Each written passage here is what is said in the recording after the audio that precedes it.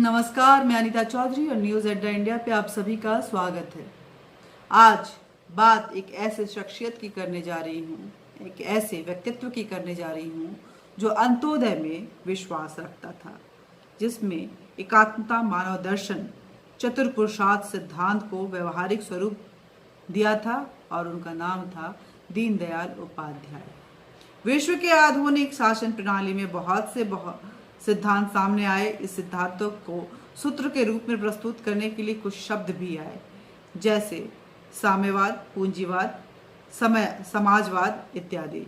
दीनदयाल उपाध्याय जी ने इन सब को अपूर्ण और अव्यवहारिक बताया और एकात्म मानव दर्शन को प्रस्तुत किया, जिसका आधार है चतुर्थ पुरुषार्थ। सबसे पहले तो दीनदयाल शब्द वाद के समर्थक नहीं थे। उनका कहना था कि यदि वाद होता तो इस पर प्रतिवाद भी होगा और प्रतिवाद होगा तो विवाद होगा। जीवन के विकास का सिद्धांत विवाद और प्रतिवाद रहित होना चाहिए, क्योंकि विवाद और प्रतिवाद में अनावश्यक ऊर्जा खर्च होती है, समय नष्ट होता है, नकारात्मकता उत्पन्न होती है, जबकि भविष्य के विकास यात्रा विवाद रहित होना चाहिए। उनका कहना था कि प्रकृति विविधता से भरी हुई है, विविधता ही प्रकृति का सौंदर्य है, तब इसे एक स्वरूप कैसे माना जा सकता है। एक आदर्श व्यवस्था यह है जो प्रत्येक प्राणी या जीवन को उसके मौलिक स्वरूप और गुण कर्म के आधार पर विकास का अवसर दे। यदि एक व्यक्ति पुरुषार्थ कर रहा है और दूसरा व्यक्ति अकर्मण्य है, तब दोनों में साम्य कैसे हो सकता है। दूसरी, यदि पूंजी की प्रधानता दी तो अनाचार बढ़ेगा, व्यक्ति को मार्ग या कुमार्ग पर का कोई भान नहीं होगा और यह केवल पूंजी के पीछे भागेगा।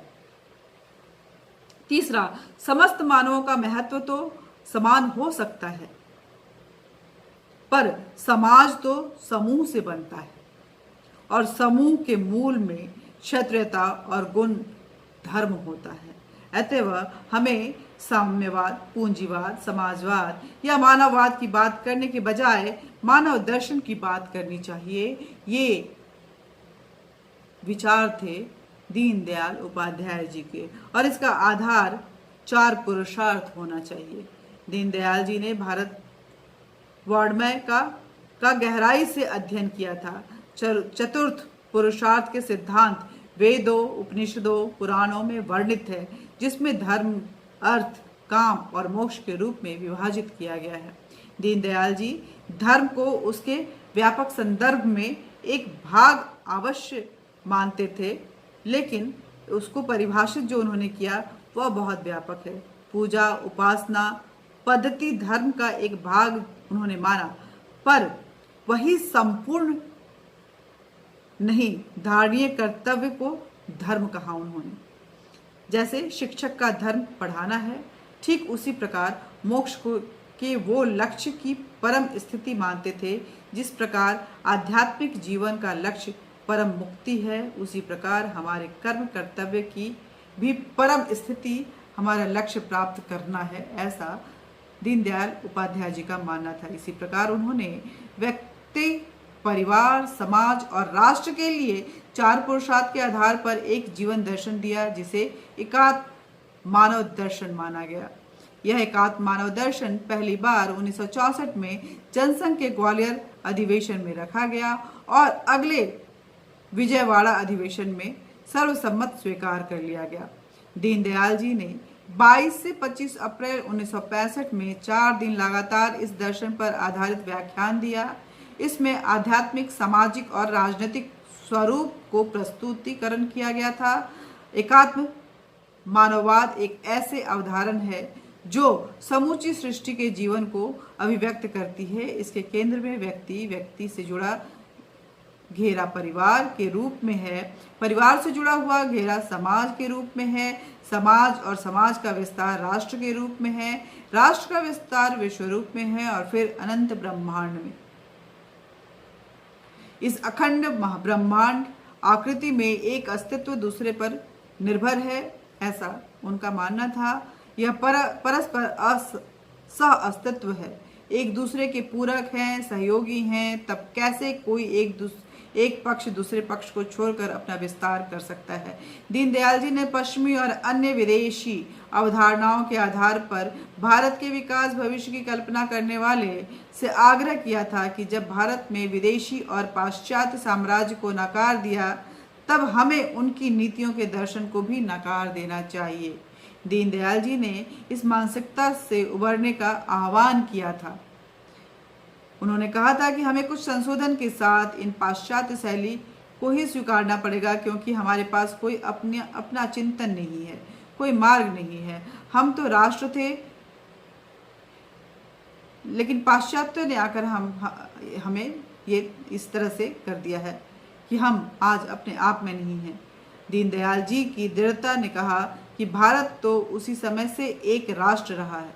ये उनका कहना था जो भारत को पाश्चात्य शैली में परिवर्तित करना चाहते थे। उनका कहना था कि कुछ संशोधनों के साथ हमें भारत को पाश्चात्य शैली में स्वीकार करना चाहिए, क्योंकि हमारे पास कोई अपना चिंतन नहीं है।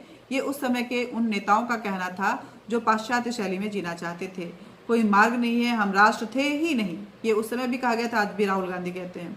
पाश्चात्य ने ही आकर हमारे राष्ट्र को बनाने को तैयार किया है, इसलिए हमें उनके साथ चलना चाहिए। लेकिन दीनदयाल उपाध्याय जी ने इसे बिल्कुल निरस्त कर दिया था, इसको बिल्कुल ध्वस्त किया था और कहा था कि उन्होंने बड़ी दृढ़ता के साथ कहा था कि भारत तो उस समय से एक राष्ट्र है जब विश्व की संस्कृति का अंकुरन भी नहीं हुआ था।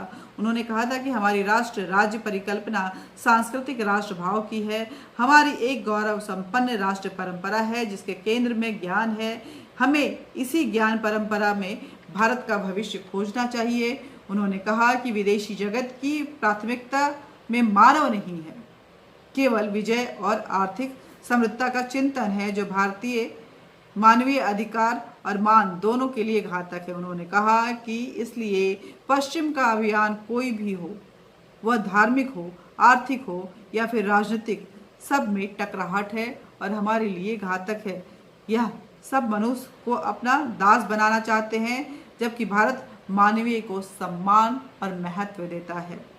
दीनदयाल जी ने एक और जहां पश्चिमी चिंतन को अधूरा बताया, वहीं पश्चिम की इस बहस को सार्थक बताया जिसमें पहली बार मानवाधिकार विषय आया। उन्होंने कहा कि यह एक मानवीय चर्चा है, हमें भी जानना चाहिए कि कुछ सीखना भी चाहिए, लेकिन यदि इसमें कोई द्वंद्व मूलक निष्कर्ष आता है तो हमें उसका अनुपालन नहीं करना चाहिए।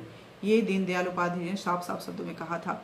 दीनदयाल उपाध्याय जी ने कहा था कि हमें भविष्य के विकास की परिकल्पना मानव से मानव तक ही नहीं, अपितु मानव से इस मंडलकार सृष्टि के एकात्म स्वरूप को ध्यान में रखकर आगे बढ़ाना होगा।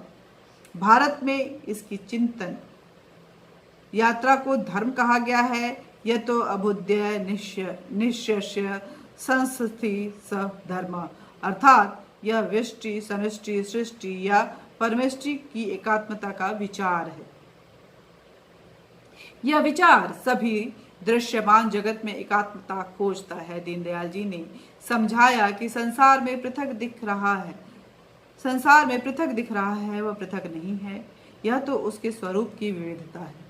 कितने बड़े फिलॉसफर थे, कितने बड़े थिंकर थे, आप समझ सकते हैं उनके इन शब्दों को जानने के बाद उनको समझने की कोशिश की। अर्थात मानव की देह में जो तत्व या पदार्थ हैं वह सब ब्रह्मांड है। आज मानव अपने को पृथक मानकर दूसरे मानव से युद्ध कर रहा है। परिवार, जाति, वंश, पंचायत सबको अपना दुश्मन मान रहा है। यह मानवता के लिए घातक है। उन्होंने चेतावनी दी थी कि साम्यवाद के नाम पर जो मार्ग खोजा गया है वह तानाशाही की ओर जा रहा है। विकास के नाम पर प्रकृति से युद्ध किया जा रहा है जो भविष्य में विनाश की भयानक विभीषिका को आमंत्रण दे रहा है। उन्होंने कहा कि आध्यात्म को अनदेखा नहीं किया जा सकता है। यदि ऐसा हुआ तो मन स्वेच्छाचारी हो जाएगा और इंद्रियां भोग के लिए ललाई। इसलिए इससे दुख के अतिरिक्त कुछ न मिलेगा। उन्होंने स्पष्ट किया कि भारतीय चिंतन अधिकार भाव का नहीं, सेवा भाव का है, संबंध भाव का है। तभी तो सबसे रिश्ते जोड़े जाते हैं, भारत में तोड़े नहीं जाते हैं। धरती माता है यहाँ पे, चंद्रमा मामा है यहाँ पे, पर्वत देवता हैं, नदियाँ माँ हैं और बंदर मामा है। चींटी से लेकर हाथी तक सभी परंपरा से जुड़े हुए हैं, उनसे कोई ना कोई हमारा रिश्ता जुड़ा हुआ है। संसार में दूसरा नहीं, कोई पराया नहीं है, यह भारतीयता है। जब एक दूसरे के पूरक हैं, पूरी धरती और धरती में के समस्त निवासी एक कुटुंब हैं, एकात्मता में ही समग्रता है। समग्रता के भाव में नकारात्मकता आती है, तनाव आता है,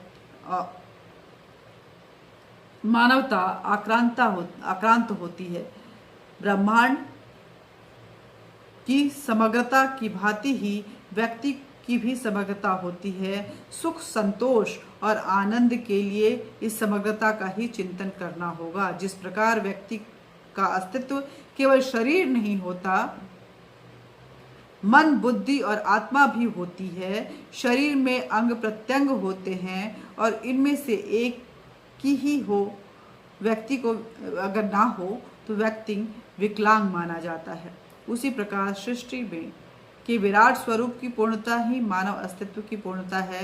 सुख के पृथकता से व्यक्ति सुखी नहीं होता है, उसे एकात्म सुख चाहिए।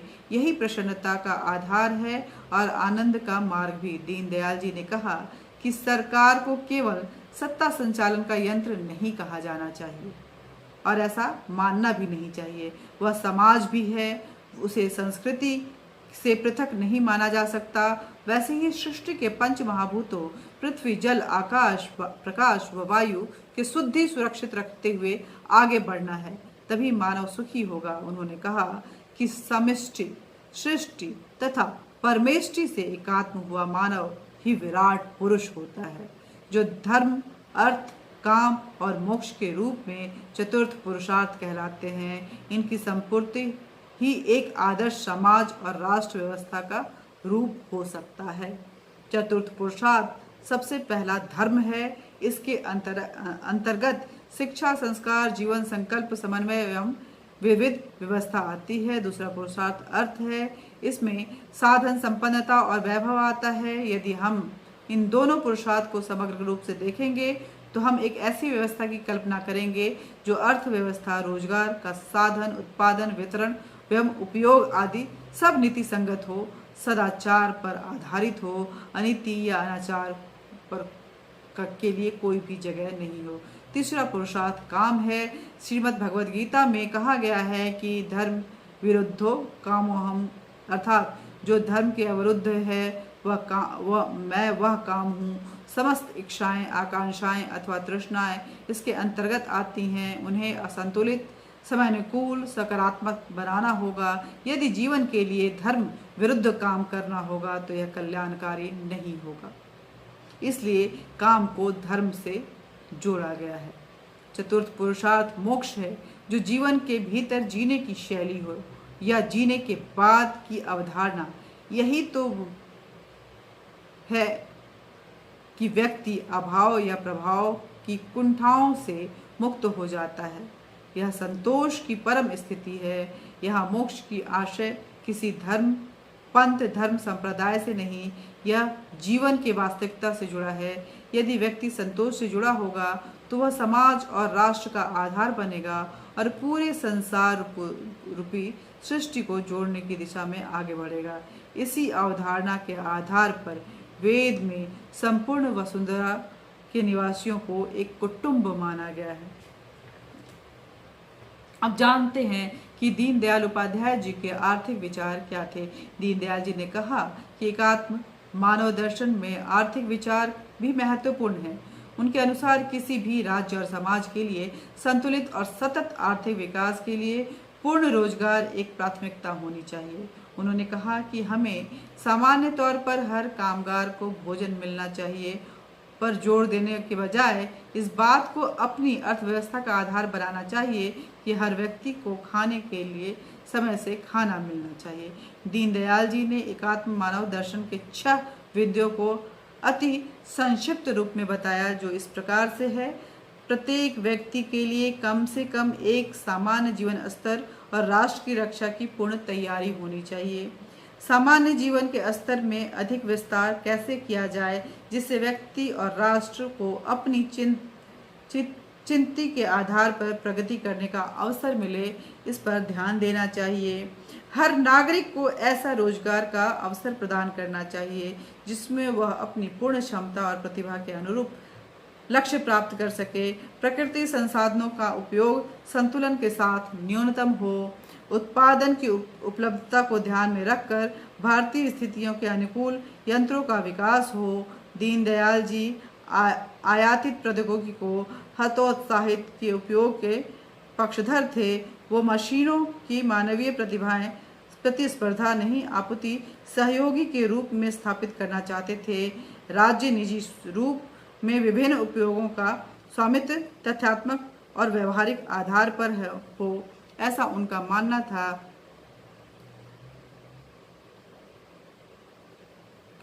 और राज्य की भूमिका क्या होनी चाहिए, अगर हम देखें तो दीनदयाल जी ने कहा था कि राज्य एक संस्था है और इसका कई संस्थाओं में एक महत्वपूर्ण स्थान है, लेकिन अब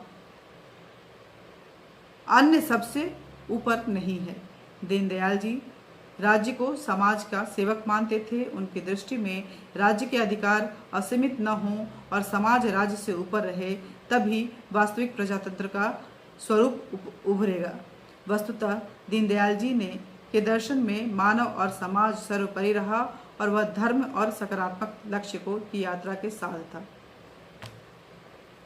तो दीनदयाल उपाध्याय जी की ये जयंती है 25 सितंबर, और आप सभी को बहुत बहुत बधाई।